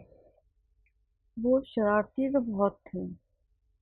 एक दफ़ा का वाकया है, जुम्मे का दिन था, इन दोनों भाइयों को मैंने सफ़ेद कपड़े पहनाए, तो काशी और नमाज के लिए जा रहे थे, दोनों भाई गए। बड़े बच्चे थे, उन्होंने शरारत की, रेत पे कूदे। काशिफ छोटा था, वो सरिये पे कूद गया, तो उसके मतलब पैर में काफ़ी टाके वाके आए थे, लेकिन वो डरता नहीं था बिल्कुल, उसको बहादुरी का बहुत शौक था, बचपन से बहादुर था। जब ये 14 अगस्त वगैरह आती थी तो उसको ये था कि झंडियाँ लगानी है, झंडे लगाता था। फिर जो गिर जाती थी ना, उनको भी उठा के लेके आता था कि अम्मी अगले साल लगाएंगे। तो ज़मीन पे झंडा बचपन से वो गिरने नहीं देता था। और यही हर पाकिस्तानी जो सिपाही है, चाहे वो सिपाही हो कि अफसर हो, उसका हतमी मंजिल यही होती है कि वो अपना झंडा जो है वो किसी भी तरीके से नीचा ना होने दे। अंकल, ये अब शहादत के बाद से लेके अब तक मुझे मालूम है कि आप लोगों पे कितना ये कड़ा वक्त गुजरा है।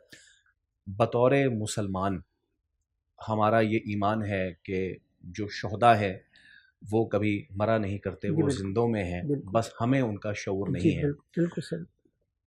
एक बाप की हैसियत से आप उन तमाम तर लोगों को जो हमें देख रहे हैं, जिनके बच्चे फौज में जाना चाहते हैं, उनको क्या पैगाम देना चाहेंगे आज के दिन? इस सिलसिले में ये कहना चाहूँगा कि देखिए, अगर ये वतन है, ये मुल्क है, तो हम हैं। ये जो दहशतगर्दी जो इस वक्त हो रही है, हमें इसका मुकाबला करना चाहिए, हमें हर शख्स को, चाहे वो किसी भी फील्ड के अंदर है। इसलिए कि जिस तरह दहशतगर्दी में आप देख रहे हैं इस वक्त, तो तवातुर के साथ जो हो रही है, तो हमें अपनी फ़ौज के साथ खड़ा होना है, उसके पीछे हमें खड़ा होना है। इसलिए कि जैसे अभी आपने फरमाया कि ये फ़ौज वो है, मैं अपना पता, देखिए मेरा बेटा जो था, हमें बहुत मुख्तसर सा, यानी इस फ़ौज में जाने के बाद बहुत कम वक्त, यानी अगर छुट्टियों पे आए तो 1 हफ्ते के लिए बस, उसके बाद फिर काशिफ चले गए। और तो इतना मुख्तसर, आप खुद अंदाज़ा, वो अपनी बीवी से, बच्चों से सबसे दूर है वहाँ पे, किस लिए? इस मुल्क की खातिर, इस मुल्क की खातिर है जी। वो अपने, यानी जो जवान हुआ, उनको जवान कहता था वो। कई दफ़ा मेरे से बात होती थी, मैं कहते जब मैं गया था तो मैं कहा, बेटा अब मुझे तेरी ज़रूरत है, अब तो फैसला कर ले यार, फैसला कर ले। और सर काशिफ ने फिर फैसला ये किया कि जो उन्होंने अपनी इस मिट्टी से वादा किया था कि मिट्टी की मोहब्बत में हम आशुफ्ता सरों ने वो कर्ज़ भी उतारे हैं जो वाजिब नहीं थे। सर काशिफ आज हमारे दरमियान मौजूद नहीं है, उनकी फ़ैमिली गमज़दा है आज के इस दिन पे, लेकिन यकीन रखिए कि बहुत सारे हज़ारों ऐसे ख़ानदान के जिन्हें सरहद पे रहते हुए सिक्योरिटी की ज़रूरत होती है, लाखों ऐसे लोग हम जैसे जो चैन की नींद सो पाते हैं रात में, वो सिर्फ़ इस वजह से क्योंकि सर काशिफ जैसे हज़ारों बहादुर जवान और अफसरान अपना दिन रात एक किए हुए उन सरहदों की हिफाजत पे मामूर होते हैं। एक मरतबा फिर ऐसे तमाम तर शहदा को हमारा सलाम, उनके तमाम तर फैमिली मेम्बर्स को हमारा सलाम। अंकल आंटी भाई भाभी, आप लोगों का बहुत शुक्रिया। ये मौका तो नहीं है, लेकिन यकीन जानिए कि अगर आज हम यहाँ ईद मना रहे हैं, और हम तो 3 दिन मनाएंगे, हमारा ये ईमान है कि काशिफ साहब हर रोज़ कहीं ना कहीं ईद मना रहे होंगे उन तमाम तर शहदा के साथ जो इस वतन पे कुर्बान हो गए। आप सबका बहुत शुक्रिया। खातिन हज़रात, आज के शो से हमें इजाज़त दीजिए। हम आपसे कल फिर मुलाकात करेंगे। ईद के दिन ना सिर्फ अपने लोगों से मिलिए, गम बांटिए, खुशी मनाइए, बल्कि इन तमाम तर शोहदा को याद रखिए जिनकी वजह से हम सुख का सांस ले पाते हैं। अब प्रोग्राम का वक्त ख़त्म हो गया, हमें दीजिए इजाज़त। अल्लाह हाफ़िज़।